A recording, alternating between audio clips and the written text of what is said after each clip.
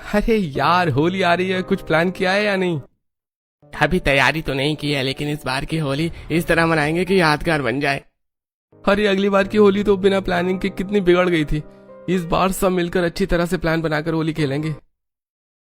फिर तो होली में ज्यादा दिन नहीं बचे हैं। एक काम करते हैं, 2-3 दिन के अंदर किसी के घर पर होली मिलकर होली का प्लान बनाते हैं। मस्त भांग भी पियेंगे इस बार। ठीक है, तो फिर प्रॉब्लम क्या है? सब मेरे घर मिल लेंगे, तू बाकी के दोस्तों को भी बोल दे। साथ ही रात का डिनर भी कर लेंगे मेरे घर पर। इतना कहकर सौरभ फोन रख देता है और तैयार होकर ऑफिस के लिए निकलता है। भैया रुक जाइए, ये आपकी इंपॉर्टेंट फाइल है, आप इसे भूल गए। आकाश तुरंत फाइल लेता है, लेकिन कीर्ति के बाएं गाल पर लगे गहरे चोट के घाव को देखकर चिल्ला पड़ता है। आज के बाद जब हम लोग बाहर जा रहे हो तो पीछे से मत रोकना। तेरा ये मनहूसा चेहरा देखकर दिन खराब हो जाएगा हम सबका। हाँ, अगर आज हमारा दिन खराब हो गया तो हम तुझे नहीं छोड़ेंगे। इतना कहकर सभी लोग फाइल लेकर ऑफिस चले जाते हैं। वहीं कीर्ति भी घर के कामों में लग जाती है। फिर दोपहर को चलो टिफिन पैक हो गया, अब रोज की तरह भैया को उनके ऑफिस में टिफिन देकर आती हूँ। यह सोचकर कीर्ति तुरंत टिफिन लेकर ऑफिस के लिए निकलती है और फिर टोटो से ऑफिस पहुंचकर लगता है आज मुझे अंदर जाकर टिफिन देना होगा, क्योंकि यहाँ पर तो गार्ड भैया ही नहीं है। ये सोचकर कीर्ति अपने चेहरे का दाग दुपट्टे से छुपाकर ऑफिस के अंदर जाती है और अपने भाइयों के केबिन में पहुंचती है। भैया ये लीजिए आपका टिफिन। इस मनहूस को यहाँ मेरी ऑफिस आने के लिए किसने कहा था? किसी ने इसे देख लिया ना तो जाने मेरी कितनी बेइज्जती होगी। कर लो, तुम्हारी बहन इतने प्यार से तुम्हारे लिए टिफिन लेकर आई है। मैनेजर और बाकी सब लोग केबिन से चले जाते हैं। क्या जरूरत थी तुझे यहाँ इस तरह अपना सड़ा हुआ मुंह लेकर आने की? अगर किसी ने देख लिया ना तो न जाने हमारी कितनी बेइज्जती होगी। वो दरअसल बाहर गार्ड नहीं था, इसी वजह से मैं अंदर। चुप, एकदम चुप। जो भी हो जाए, आज के बाद बाहर से ही टिफिन देकर चली जाना, अंदर आने की जरूरत नहीं है। रंजीत की बात सुनकर कीर्ति की आंखों से आंसू आने लगते हैं और वो चुपचाप टिफिन देकर बाहर घर जाने के लिए रिक्शा ढूंढने लगती है। इतनी देर से खड़ी हूँ, रिक्शा क्यों नहीं मिल रहा? होली का वक्त है, वरना पैदल ही चली जाती। कीर्ति रिक्शा ढूंढ रही थी, वहीं बाइक पर बाहर खड़े कुछ लड़के। ओ भाई, तू 2 साल पहले उसे होली में मिला था और अब दोबारा होली आ रही है, एक बार बात करने की तो कोशिश कर। यार क्या करूं, मेरी तो हिम्मत ही नहीं होती। कैसे बात करूं और क्या कहूं? अरे बेटा, तू नहीं सुधरेगा, मुझे कुछ करना पड़ेगा, रुक बताता हूं तुझे। इतना कहकर राजीव मजाक में अभिषेक को कीर्ति की तरफ धक्का दे देता है। तुम कौन हो? अब वो मैं। हे भगवान, ऐसे दोस्त हो तो दुश्मन का क्या ही काम। और वो दरअसल शायद ये आपके पैसे गिर गए हैं। नहीं, ये पैसे तो मेरे नहीं हैं। किसी और के होंगे। सॉरी। वैसे मैं आपको रोज देखता हूँ। आप किसी को यहाँ टिफिन देने आती हैं? हाँ, वो मेरे भैया इस ऑफिस में काम करते हैं। रोज मैं बाहर से ही टिफिन देकर चली जाती हूँ, लेकिन आज गार्ड नहीं था, इस वजह से मुझे अंदर जाना पड़ा। हाँ, अच्छा, आपके भैया इसी ऑफिस में हैं? हाँ, मैं भी इसी ऑफिस में काम करता हूँ, यहाँ तक कि मेरा फ्रेंड भी। अच्छा, वो देखिए रिक्शा, मैं जा रहा हूँ, आप रिक्शा कर लीजिए। अभिषेक तुरंत वहां से चला जाता है और कीर्ति रिक्शा से घर पहुंचती है। अरे सच में यार, तेरा कुछ नहीं हो सकता। अब पागल है क्या कहता मैं उस लड़की को। अब इसी तरह अगले दिन कुछ देर में हमारे फ्रेंड्स आने वाले हैं होली की प्लानिंग करने, और यहीं खाना खाकर जाएंगे, कोई गड़बड़ी नहीं होनी चाहिए। हाँ, सबके आने की तैयारी शुरू कर दे। ठीक है। फिर कीर्ति किचन में खाना बनाने लगती है। वहीं थोड़ी देर में आकाश और सौरभ के सभी फ्रेंड्स आते हैं और सोफे पर बैठकर बातें शुरू करते हैं। भाई, मुझे तो अभी से एक्साइटमेंट हो रही है। इस बार की होली तो हर साल याद रहेगी। हाँ यार, इस बार तो मस्त भांग पियेंगे और मजे करेंगे। हाँ सच। वैसे अभिषेक, तू कहाँ खोया हुआ है? यार मैं क्या बताऊं तुझे, एक लड़की हमारी ऑफिस के बाहर हर रोज अपने भाई को टिफिन देने आती है। मुझे उससे प्यार। तभी वहां कीर्ति सबके लिए नाश्ता लेकर आती है। ये लीजिए आप सभी के लिए नाश्ता। इतनी अच्छी लड़की नाश्ता दे रही है भाई साहब, कलयुग में तो कुछ भी हो सकता है। अरे तुम लोगों ने कभी बताया नहीं, इतनी अच्छी लड़की को अपने घर में इस तरह छुपा कर रखा है। कौन है ये? अरे मेरी सौतेली माँ की बेटी है कीर्ति। जाओ सबके लिए चाय लेकर आओ। कीर्ति सबके लिए चाय लेने चली जाती है। वैसे हम लोग इसे कोई अपनी बहन नहीं मानते, नौकरानी के दर्जे में रखा है। इसे अपने घर में नौकरानी ज्यादा पैसे ले रही थी, इसीलिए। अरे भाई, ये सब छोड़ो और होली की बातें करो। वैसे अभिषेक, तू कुछ बता रहा था ना? अब मैं कैसे कुछ कहूँ, मेरी तो बोलती ही बंद हो गई है। मैं जिस लड़की से प्यार करता हूँ वो मेरे दोस्त की बहन है। सबके लिए चाय लेकर आती है और राजीव के हाथ में पकड़ाती है। अरे तुम्हारे तो बड़े मुलायम हाथ हैं, कभी मौका दो तब हम भी अपना जलवा बिखेरें। राजीव कीर्ति का हाथ छूने लगता है, जिससे कीर्ति घबराकर पीछे हट जाती है और तुरंत वहां से चली जाती है। ये सारी चीजें अभिषेक नोटिस करता है। ये मेरे दोस्त न होते तो मैं बताता इन्हें। कीर्ति वहां से चली जाती है और सभी होली की प्लानिंग करते हैं। फिर अगले दिन भर तू वैसे भी घर में ही बैठी रहती है, होली आ रही है, होली के सारे पकवान बना लेना। लेकिन मैं अकेले कैसे सारी चीज। अरे वो सब कुछ हम नहीं जानते। हाँ, वैसे भी होली तो तुझे खेलना नहीं है, काम ही कर ले कम से कम। फिर सभी वहां से चले जाते हैं और कीर्ति होली के पकवान बनाने लगती है। होली 2 दिन बाद है और मुझे अभी से ही बेचैनी हो रही है। ऊपर से तेल भी खत्म हो गया, बाहर से तेल लेने जाना होगा। फिर कीर्ति बाहर तेल लेने निकलती है, जहां होली से पहले ही सभी एक दूसरे को गुब्बारे मार रहे थे। अरे देखो एक लड़की है, चलो उस पर गुब्बारे मारते हैं। पंकज की बात सुनकर सभी लड़के कीर्ति पर गुब्बारे फेंकने लगते हैं। रंग नहीं, मुझे डर लग रहा है। नहीं, हे भगवान। कीर्ति गुब्बारों से बहुत ज्यादा डर जाती है और दौड़कर घर वापस आती है। होली, रंग, गुब्बारे, नहीं, मुझे बहुत डर लगता है। खुशबू, तुझे पता है बाहर कुछ लड़कों ने मुझ पर गुब्बारे मारे, मुझे बहुत डर लग रहा है। अगले साल होली में मैं जब। अरे कितना ओवर रिएक्ट कर रही है, रंग ही तो है, भला रंग से क्या इतना डरना, जा जाकर काम कर। खुशबू कीर्ति को चिल्लाकर काम करने भेज देती है। डरते हुए गुजिया छानने लगती है। तभी तेल छटक कर कीर्ति के हाथों में लग जाता है। इस तेल की वजह से मेरे हाथ जल गए, लेकिन फिर भी काम तो करना ही पड़ेगा। ये सोचकर कीर्ति उसी जले हुए हाथ से गुजिया तलने लगती है। इसी तरह होली के दिन पूरा घर अच्छे से साफ कर दे, आज होली है, मेरे दोस्त आते ही होंगे। ठीक है, मैं अभी कर देती हूँ। फिर कीर्ति पूरे घर में झाड़ू पोछा करती है। तभी सौरभ के सभी दोस्त भी आ जाते हैं, जिन्होंने पहले से ही होली खेल रखी थी। साथ ही वो भांग के नशे में धुत भी थे। अरे उसके गाल पर बस दाग है, बाकी तो कितनी ज्यादा अच्छी है। अब तो बस इसे अपनी बाहों में लेने का मन करता है। तभी वहां सभी लोग आते हैं, जिसे देखते ही राजीव शांति से सभी के साथ सोफे पर बैठ जाता है और कीर्ति सभी के लिए खाने की चीजें लेकर आती है। अरे हम लोगों ने इतनी अच्छी तरह से होली खेली है और यहाँ तेरी बहन है जिसपे कलर भी नहीं लगाया। अरे छोड़ो ना, वो होली नहीं खेलती है। अरे अगर नहीं खेलती है तो क्या हो गया, हमारे हाथों से रंग तो लगवा सकती है ना। फिर संजय तुरंत अपने हाथों में रंग लेकर कीर्ति की तरफ आगे बढ़ता है। नहीं, मैं होली नहीं खेलती। अरे क्या हुआ, रंग लगवाने में क्या दिक्कत है? अरे जब मना कर रही है तो क्यों इस तरह की छेड़खानी कर रहे हो, छोड़ो उसे। अभिषेक की बात सुनकर सभी रुक जाते हैं और कीर्ति वहां से चली जाती है।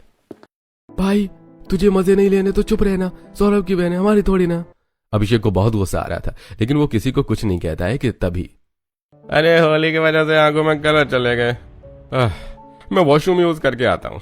फिर राजीव तुरंत वॉशरूम का बहाना बनाकर किचन में पहुंचता है और काम करती हुई कीर्ति को पीछे से पकड़ लेता है। छोड़ो मुझे। अरे दिक्कत क्या है, जरा कलर तो लगने दो। राजीव अपने गाल पर लगे रंग को कीर्ति को लगाने लगता है कि तभी वहां अभिषेक आता है और उसे धक्का देता है। तब से देख रहा हूँ तुम लोगों की हरकत, अब लिमिट क्रॉस कर रहे हो। हाँ, आप ठीक तो हैं? आपको कुछ हुआ तो नहीं? तभी वहां सभी लोग आते हैं। तुम दोनों यहाँ, जरूर इसी मनहूस ने कुछ किया होगा। यह सोचकर आकाश कीर्ति को एक थप्पड़ मार देता है और फिर सभी बाहर आकर होली खेलने लगते हैं। हर साल होली पर मेरे साथ ऐसा ही क्यों होता है? मेरे मायके में ही मेरी इतनी दुर्दशा, न जाने ससुराल में क्या होगा। आखिरकार इस चेहरे पर इन्फेक्शन के साथ शादी भी कौन ही करेगा मुझसे। फिर कीर्ति काफी देर तक रोती है और इसी तरह उसकी होली बीतती है। फिर कुछ दिनों बाद जब कीर्ति सब्जियां ले रही थी, होली के दिन मैंने जरा इसे छू क्या दिया, इसने बात का बतंगड़ बना दिया। आज इसे पता चलेगा असली बदतमीजी किसे कहा जाता है। इतना कहकर राजीव सिगरेट जलाकर कीर्ति के पास जाता है। और कीर्ति डार्लिंग, क्या कभी हमसे भी बात कर लिया करो? तुम? समीर सिगरेट का धुआं कीर्ति के मुंह पर छोड़ता है।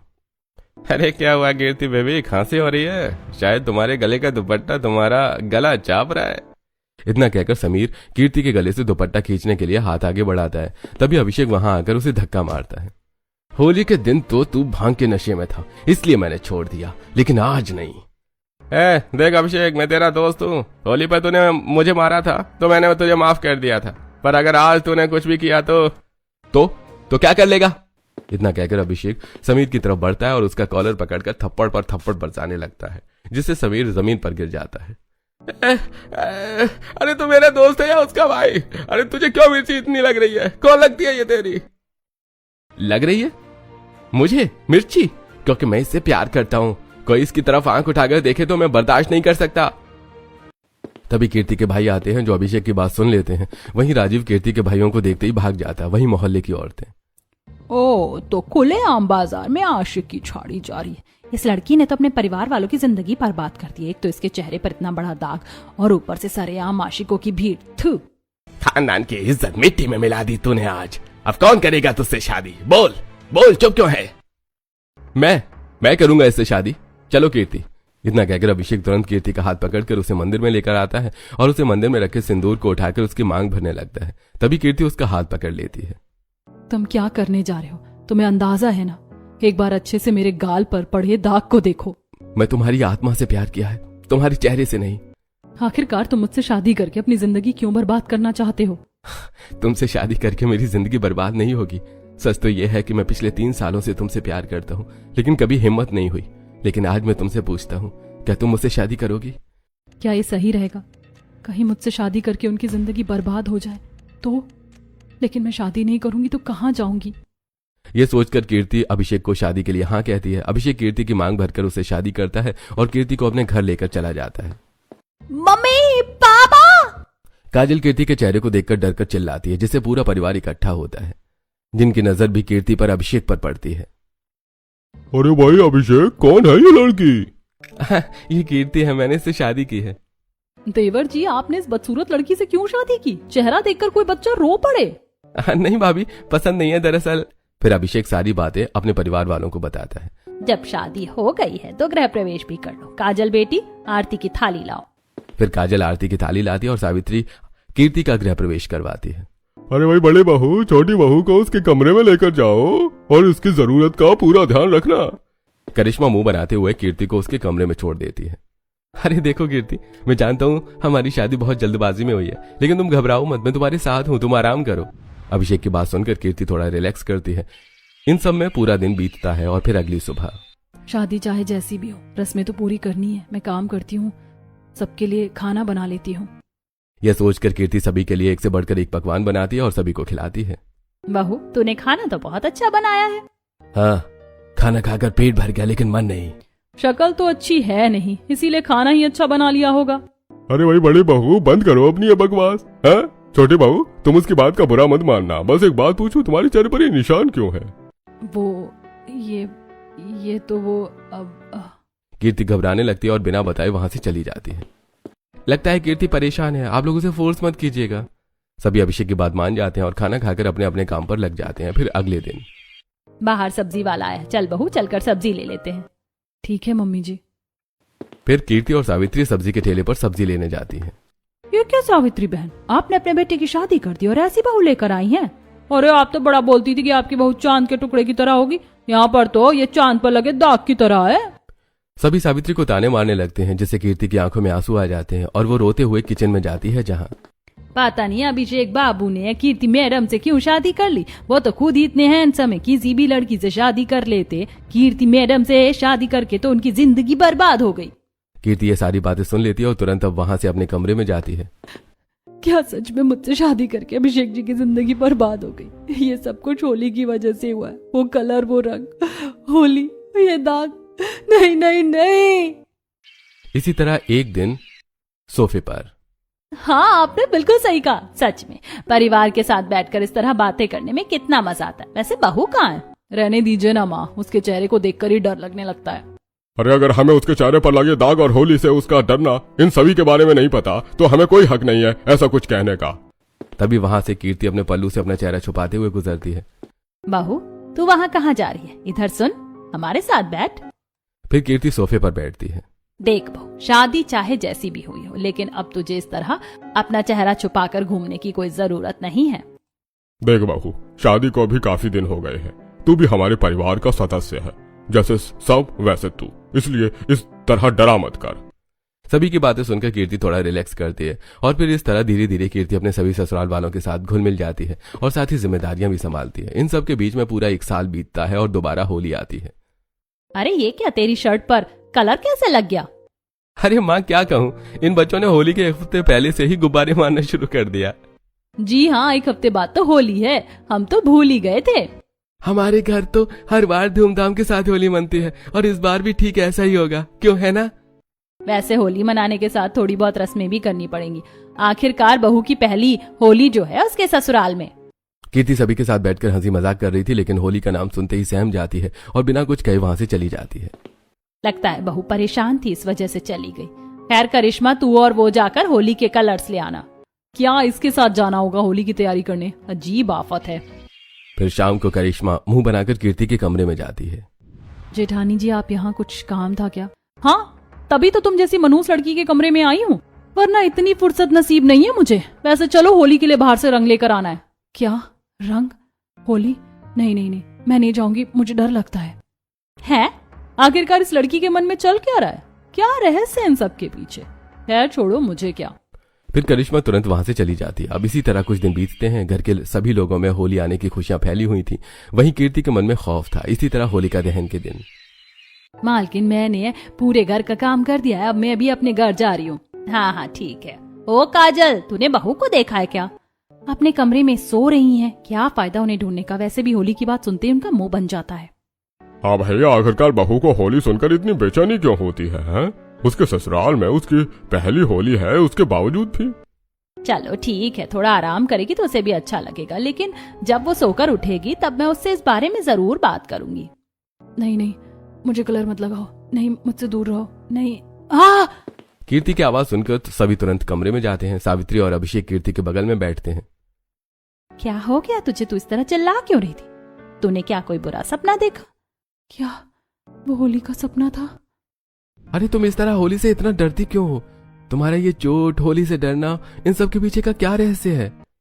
वो होली के दिन दरअसल बचपन से ही मैं होली का त्योहार धूमधाम के साथ मनाती हुई आई हूँ, लेकिन इस बार मेरी माँ के जाने के बाद तो किसी ने भी मेरे साथ होली नहीं खेली। तभी कमरे में खुशबू गुलाल लेकर आती है।